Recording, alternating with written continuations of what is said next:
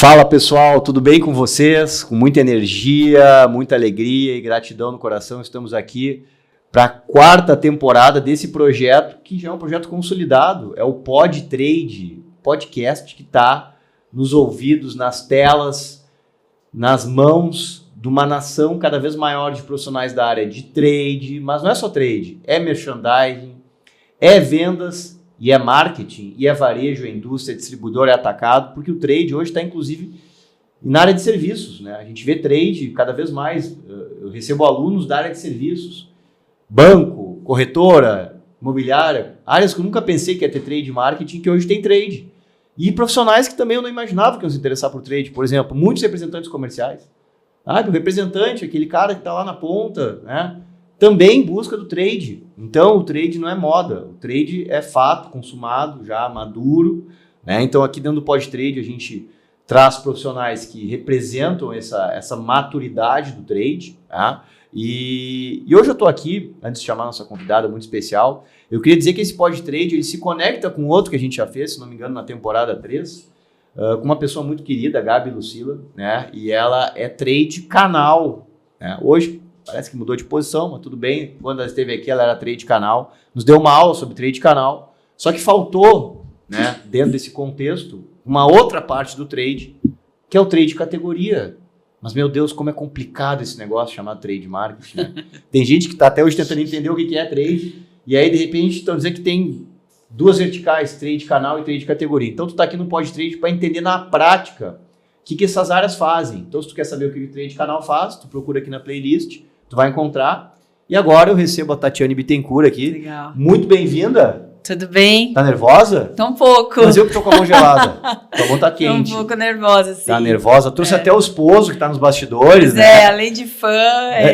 Ele não tá segurando tua mão aqui. Vamos lá, o assessor. Que legal. Fico muito contente com a tua presença na tua agenda aí, super... Eu sei que é puxada pra caramba lá na JBS. Trade categoria... Eu não sei se tu vai conseguir explicar para nós em 30 minutos o que é trade de categoria, mas eu quero saber. Primeiro te apresenta, fala de ti e conta para nós aí como é que é esse negócio. Pode olhar para essa câmera ou para aquela ali. Oi, tudo bem? Eu sou a Tatiane Bittencourt, trabalho na Friboi, grande indústria aí frigorífica. Bom, tem trade de categoria lá, mas antes de trade de categoria, quero falar que sou super casada e tenho uma neném linda, Luísa, um beijo pra você. E eu queria contar um pouco, a minha carreira, Rubens, sempre foi marketing, né? Eu passei muitos anos trabalhando em marketing, então esse entendimento do consumidor como a marca vai ser amada, como a marca vai ser consumida, ela era um coração pulsante sozinho. Quando eu conheci trade, eu conheci o primeiro trade total, todas as caixas funcionando, e aí quando a gente transformou as áreas, dividiu as áreas em trade canal, trade categoria e merchan, que eu me identifiquei como trade categoria, eu falei, uau, esse é o meu lugar. Por quê? Porque eu posso usar a minha experiência como marketing para atuar no trade categoria. E levar o desenvolvimento do trade, da estratégia do trade categoria, para canal atuar junto com o comercial. Então, é fundamental ter o trade categoria atuando naquele lugar. E aí eu conto para você que não foi uma coisa que aconteceu há muitos anos, não. Estou falando dos últimos 4 anos da indústria, né? Então, que a gente olhou e falou, tem uma necessidade específica de olhar um pouco a mais ali para o comportamento desse shopper, que ele não é só consumidor, ele só não ama a marca, ele só não quer a marca. Mas quando ele chega no ponto de venda, o que eu faço com a jornada dele, sabe? Então, o trade categoria, ele vem para estudar e para trazer essas respostas de como o shopper chega no ponto de venda e como ele faz para ele escolher o meu produto dentro de tantos outros produtos que ele tem uma promoção do hortifruti, tem o locutor, tem uma degustação, tem tanta coisa acontecendo no ponto de venda. Como que eu faço esses produtos se destacar lá?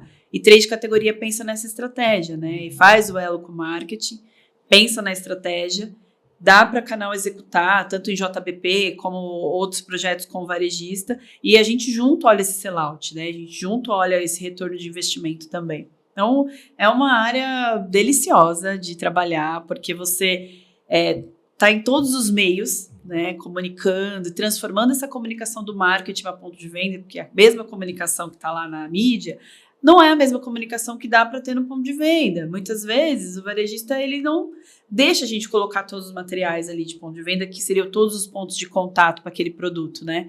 Mas ele vai deixar a gente usar o CRM.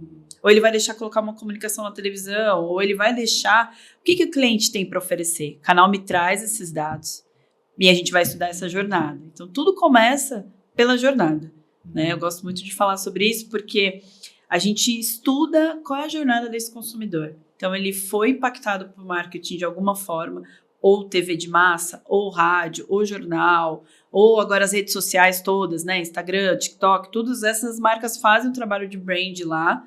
Eu conheço a marca. Tá bom, eu faço minha lista de compras, chego no supermercado. Quais são os pontos de contato deste produto com esse consumidor? A gente sabe, o Brasil é muito grande, multicultural. Então, eu falo muito de tecnologia aqui para as grandes capitais, mas quando eu vou para o interior, do interior, é outro culturalmente, outra forma culturalmente de ser. Então, ele ainda usa o tabloide, ele ainda usa o encarte, ele ainda usa a folheteria de porta a porta, o carro que vai passando nas ruas falando das promoções do dia. Então, a gente precisa estudar onde eu estou atuando. O que eu faço aqui em São Paulo não serve para outro estado, de repente, porque culturalmente até o nome do produto é diferente, né? Então, a gente tem que olhar profundamente essa jornada. Então, eu chego no ponto de venda com a minha lista de compras, eu já sei que eu quero comprar, mas eu chego lá e eu sou impactada por diversas outras promoções ou diversas outras categorias e isso me deixa confuso, eu até esqueço, às vezes até esqueço ou compro a mais, mas eu, trabalhando na indústria frigorífica, eu levo essa jornada para a área do açougue, que é uma área fria. Não é uma área convidativa, não é uma área que é prazerosa de ficar, é uma área de passagem. Então, primeiro, a jornada desse consumidor, ele está indo nessa área fria, ele está sendo convidado para esse lugar, é preço que ele está procurando? O que ele procura? Praticidade? Ele quer sair dali rápido? Ou ele está procurando alguma outra ocasião? Então, eu chego lá, eu crio essa jornada desde o estacionamento, aí ele entrou, o que ele viu, aí ele foi comprar uma outra categoria correlacionada, de repente um arroz, de repente um outro produto correlacionado a essa ocasião de consumo, que é a refeição diária, e aí eu chamo essa jornada para o açougue. Quando eu chego no açougue, aí que é a loucura estratégica que a gente ama falar e considerar que é. Cheguei na hora do açougue, tudo é carne, tudo é proteína. Como que eu diferencio a proteína para o que eu preciso? Isso que eu nem estou falando de renda per capita, ticket médio, eu estou falando de percepção. Eu chego lá com a minha lista de compra e eu quero comprar um produto específico, um A100.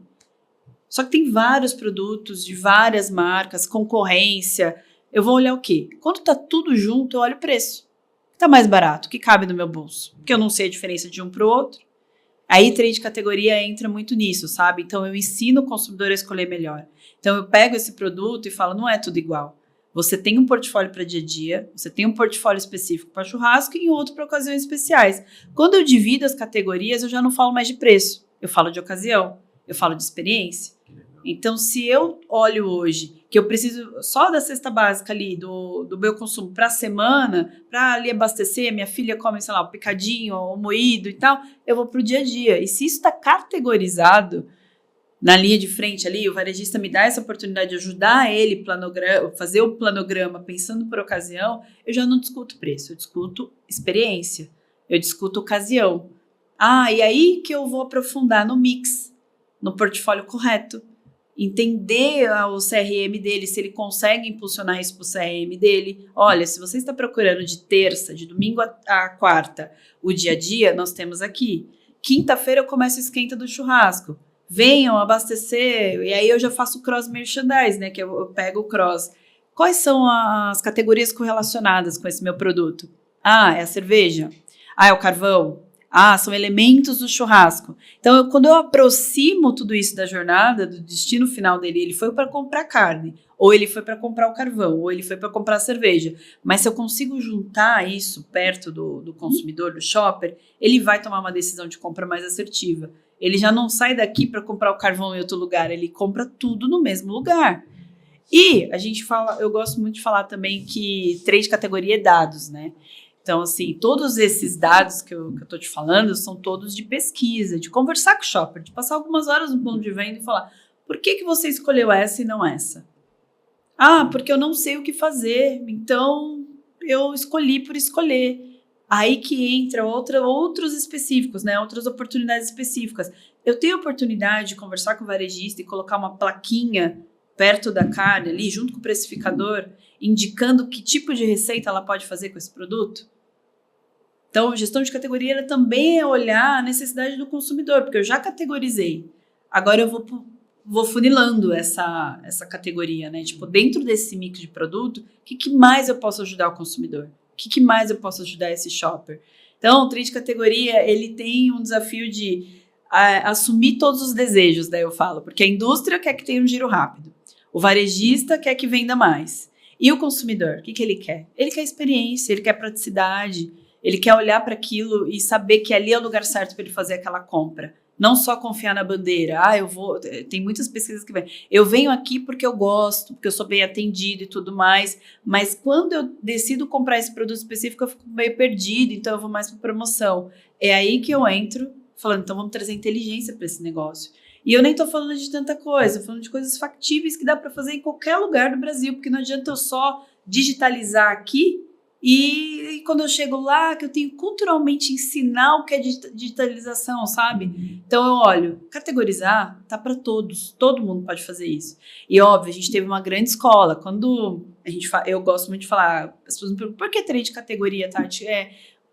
No teu segmento não tem. Eu falo, legal, mas outros têm. Colgate, pioneiríssima nisso. Olha o tanto de creme dental que eles têm e eles conseguem categorizar isso muito bem. Então, a gente olha quem já fez. Então, às vezes as pessoas me perguntam, por onde começar? Eu estou começando na área de trade, eu não sei se eu quero canal, não sei se eu quero categoria, eu não sei direito o que é o quê. Se você for olhar uma estratégia, começar do começo, olhar ali comportamento de shopper, dados, calendário promocional, o que o varejista já faz para eu não ter que fazer a mesma coisa, mas ajudar ele a vender mais e melhor e ter experiência nisso. Então, eu falo, categoria é isso, ela vai pensar em outras estratégias a não ser o vender mais, né? É vender com experiência. Então, a gente até sai, às vezes, do ponto de venda para ponto de experiência.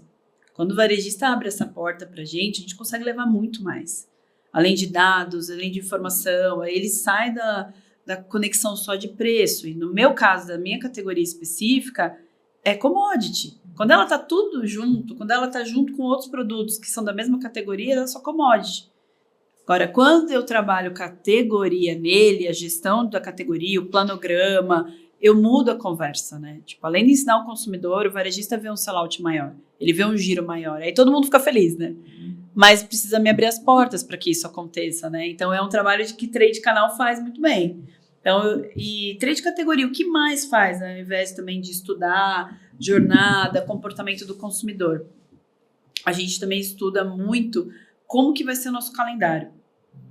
Como que é o calendário do varejista? De janeiro a dezembro. Tem as datas sazonais, né? Tem Dia das Mães, Dia dos Pais, Dia dos Namorados, o inverno chegou, aí tem um mês que não tem nada, mas aí você cria uma ocasião para dentro disso. Então, você aproveita todos os meses para chamar a jornada para aquele lugar, para gerar venda. Aí tem o compre e ganhe, a degustação, as promoções grandes, 5 milhões em prêmios e tudo mais. Então, o trade de categoria nasce disso também. Tipo, olhar o que não está sendo feito, o que já fizeram que é muito legal, para a gente fazer parecido ou fazer algo diferente, que impulsiona essa venda, principalmente no calendário. A gente sempre olha ali, por exemplo, Páscoa.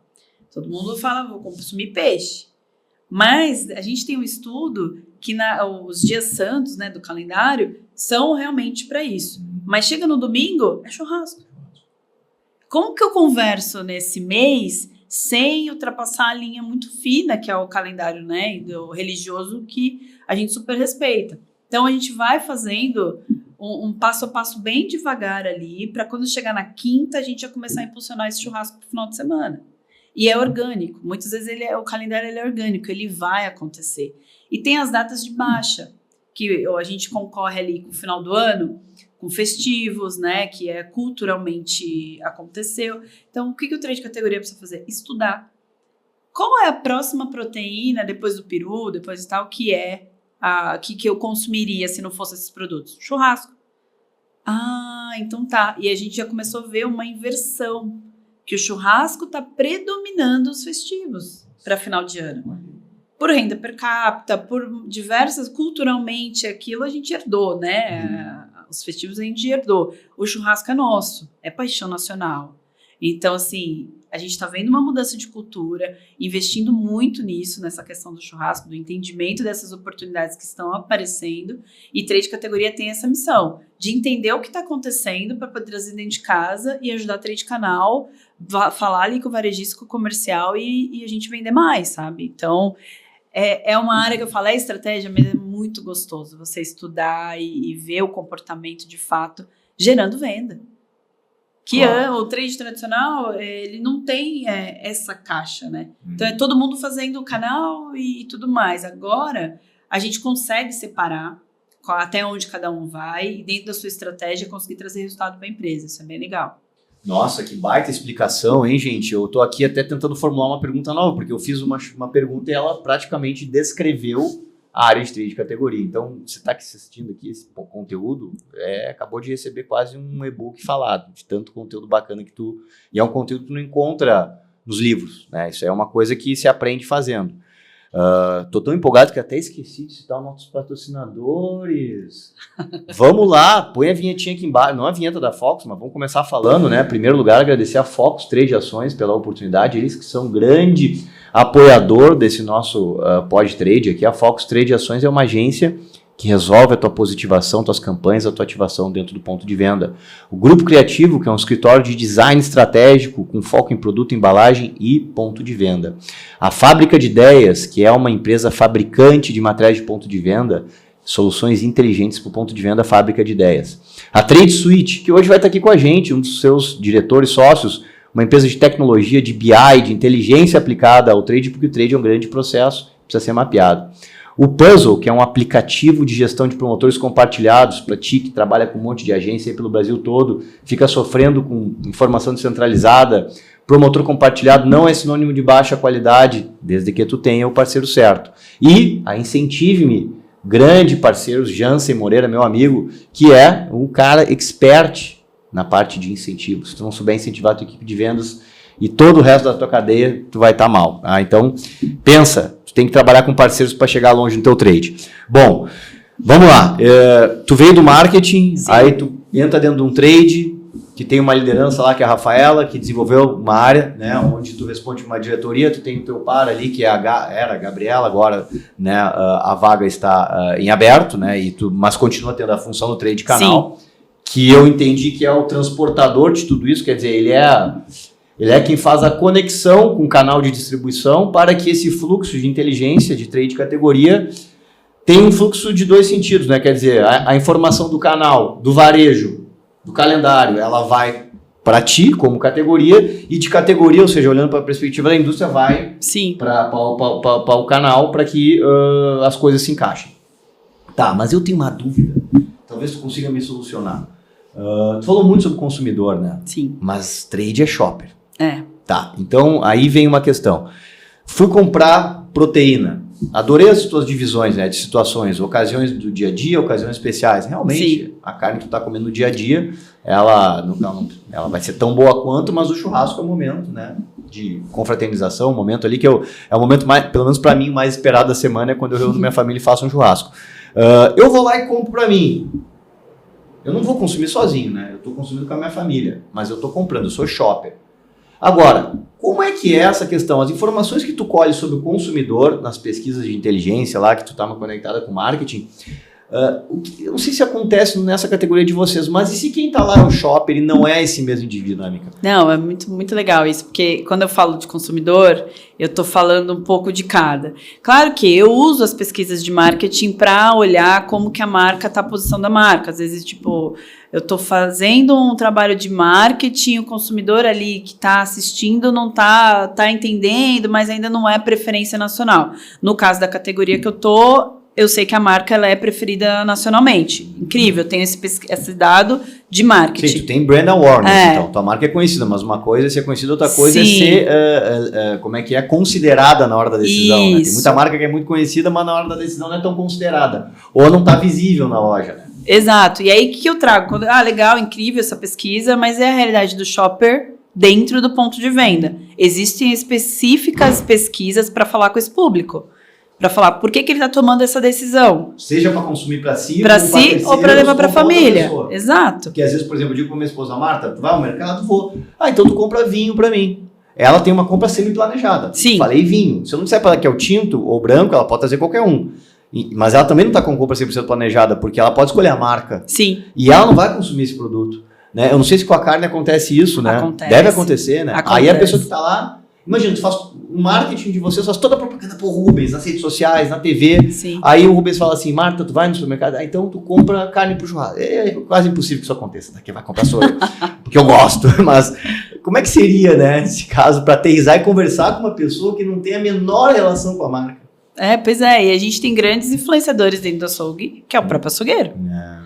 Então, a gente também tem um trabalho com essa persona que tá lá indicando o produto, tá? Mas no açougue, desculpa estar te interrompendo, mas no açougue não tem diferença de carne, é a carne in natura ali. Ali não tem marca, no balcão refrigerado, pelo menos hoje eu compro.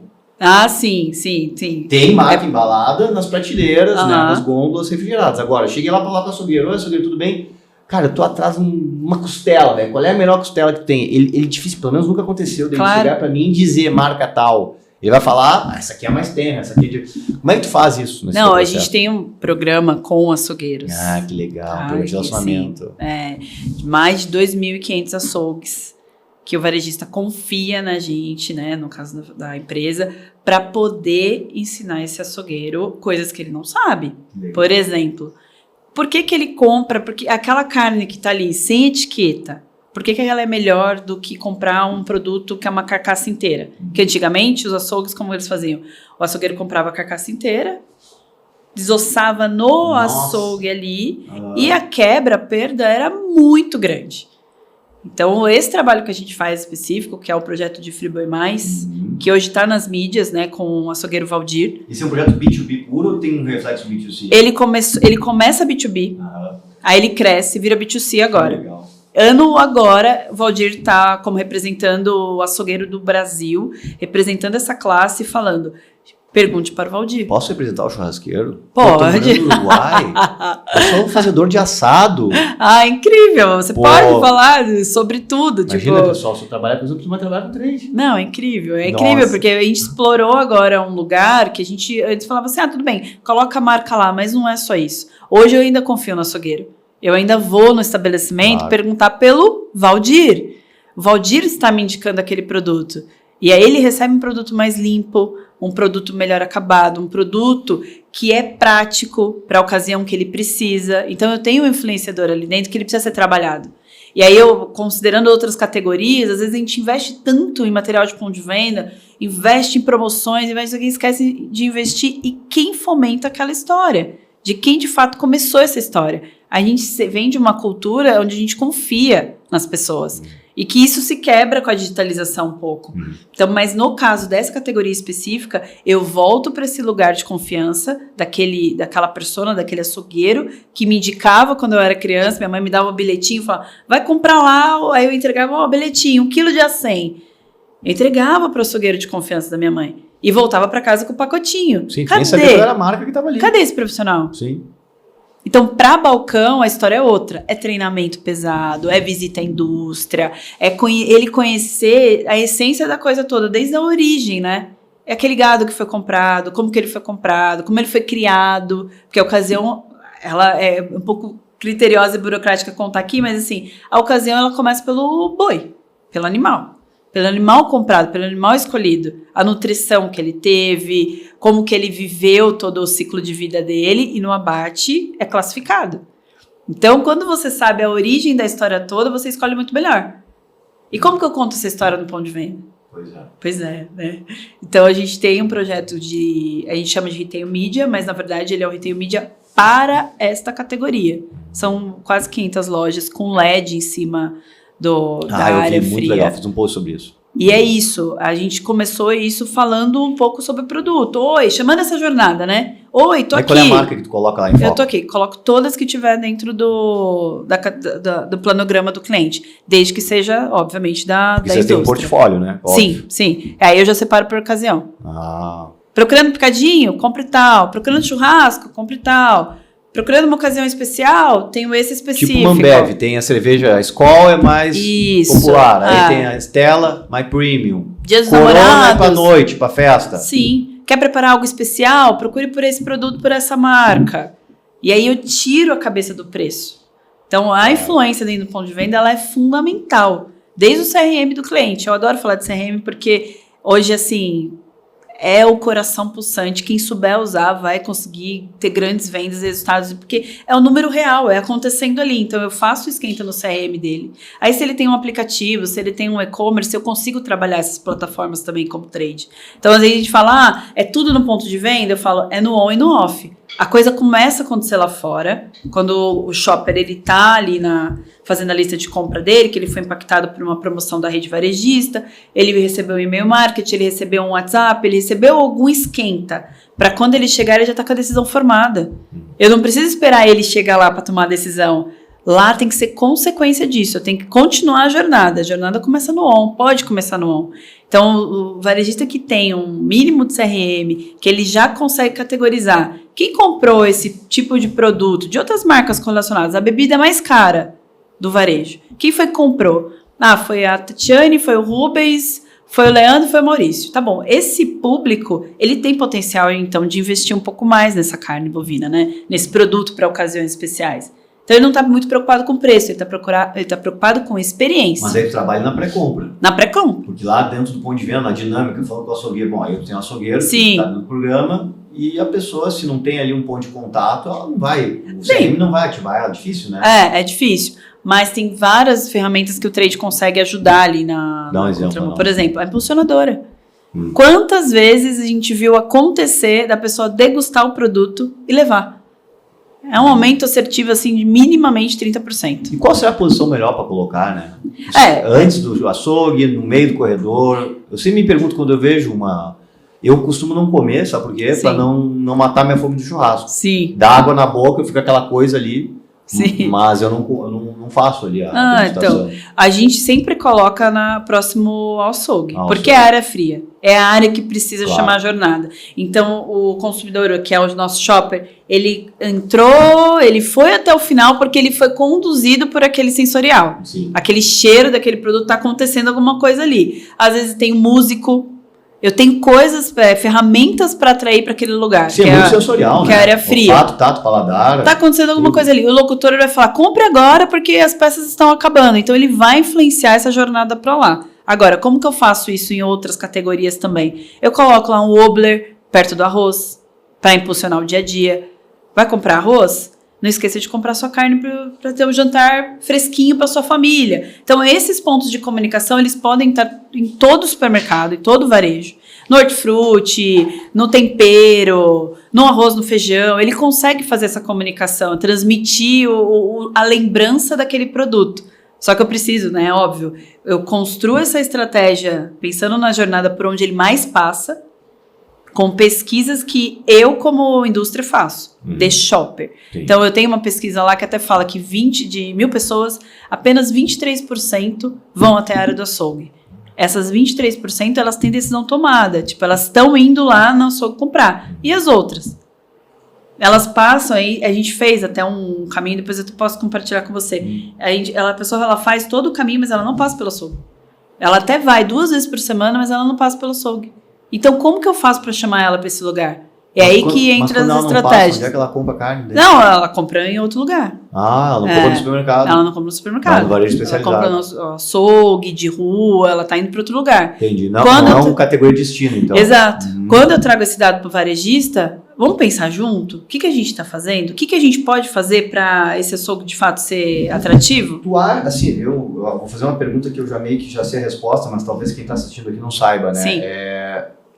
Todo o processo, todas as categorias que tem, né, a possibilidade, elas vão passar por um processo de premiumização, né? Então a gente viu isso acontecer no café, a gente viu acontecer na cerveja, no vinho, né? Então, por exemplo, então agora tu não tem mais cerveja, tu tem a cervejaria, né? A área da cerveja dentro do supermercado, artesanal, tudo super dividido. Aí, café, não preciso nem falar, vinho, tu tem a adega.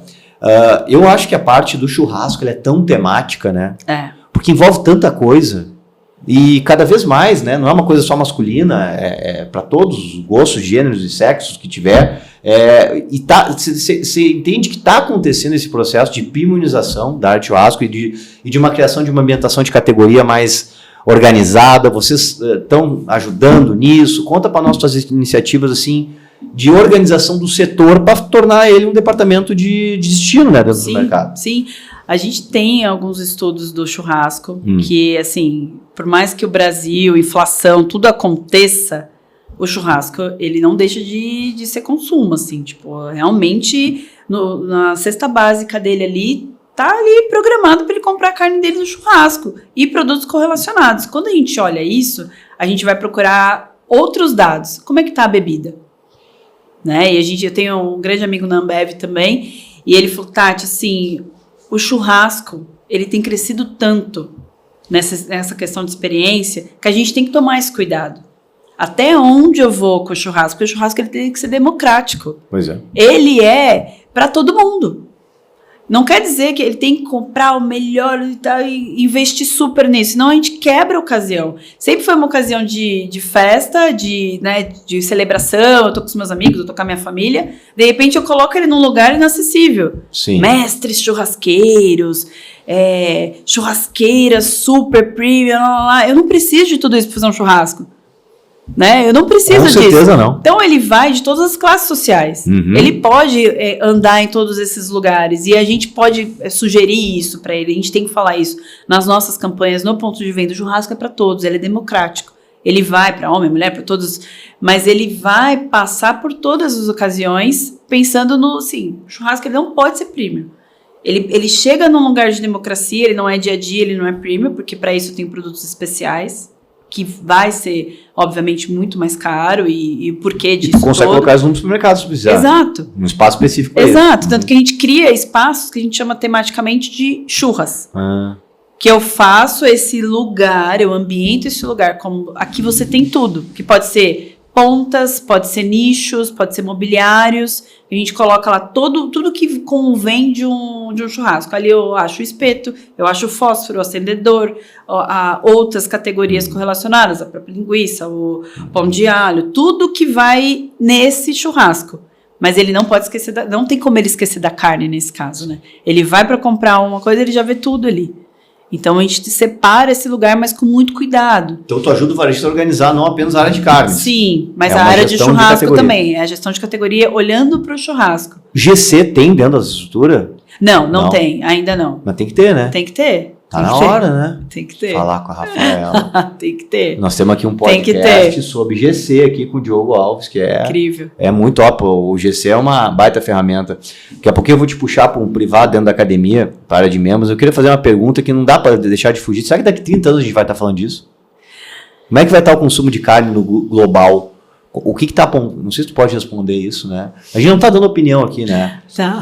Como é que tu acha que é isso no futuro? Olha, o futuro... É proteína, a gente vai comer proteína... Eu, tomara que não, comer proteína de inseto, será? Não. Não, né? Não. Acho que a gente tem uma reorganização global da coisa toda, né? Então, tem países que antes não consumiam tanto como consome hoje, a própria China, né? Então, a gente vê novos mercados acontecendo e uma organização acontecendo também. Então, dados públicos, né, da Tagro tá aí. Tem alguns países que perderam a produção de animais, né? Tipo, Estados Unidos, Europa, eles reduziram isso. Por quê? Por causa da sucessão. Então, antes que eu era super produtora, quem falou que minha filha quer produzir? Só que o Brasil não. Eles venderam o negócio. A segunda geração não quis continuar o business. Não quer. É igual nós aqui. A gente tá falando de trade, apaixonado, falando um montão de coisa. Quem falou que nossos filhos vão querer fazer isso, entendeu? Claro, pode acabar. É um legado que se quebra. E isso influencia toda uma cadeia. Interessante. Então, o que vai acontecer no futuro, na nossa opinião, pensando como o futuro da alimentação? As pessoas elas vão se reorganizar para consumir. Talvez elas não consumam demasiadamente, mas elas vão consumir talvez menos e melhor.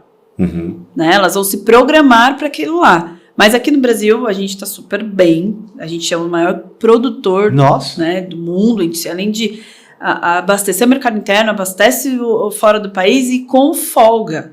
Então, assim, os próximos anos ainda para o Brasil tá tudo bem, acho que... Não, com certeza, vai, Deus te ouça. Vamos consumir bastante carne aí. Não, e assim, ó, é uma coisa ancestral, né? Então, um parque Sacude queria que acabar com as nossas ancestralidades, porque daqui a pouco o cara não pode nem mais ficar na frente do fogo, entendeu? O maior prazer, o fogo, ele é onde a família se organiza desde o tempo das pedras. Sim. E onde tinha fogo, tinha algum animal sendo consumido, e aquilo era uma dádiva de Deus, na minha opinião. Sim. Na minha opinião, estou falando dela. Sim, na minha opinião. sim.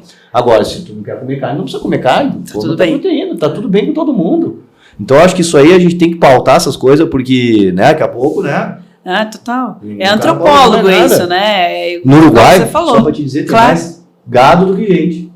O Uruguai, onde eu tô morando, são 3 milhões de habitantes e 9 milhões de cabeças de gado. Uau! E lá tem uma questão interessante. Lá o churrasco se chama assado, não é com carvão, é com lenha. Uau, E não tem delícia. aquelas churrasqueira profunda. Sim. É uma parrigeira.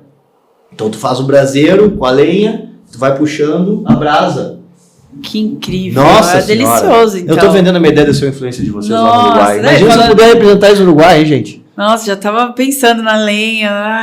Nem fala. Perfuma, cara, é maravilhoso. Pra mim é um ritual. Tá? Não, é incrível. Então, assim, é maravilhoso. Pessoal, eu queria passar agora aqui as vinhetas da Focus Trade Ações. Eu costumo dizer que em trade marketing nós não podemos ter uma área que não tem parceiros que estão dentro do negócio. O que significa estar dentro do negócio?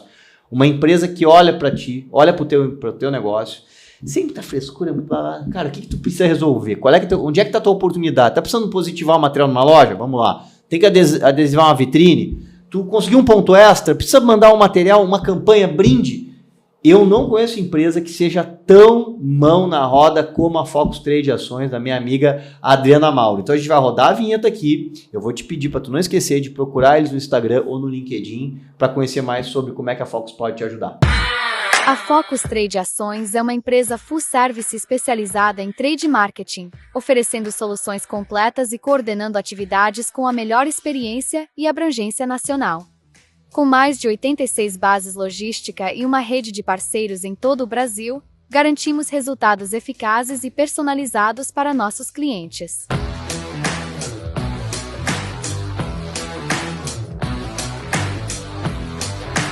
Oferecemos soluções personalizadas, otimizando operações e fortalecendo a presença de marca com ampla cobertura logística e execução eficiente.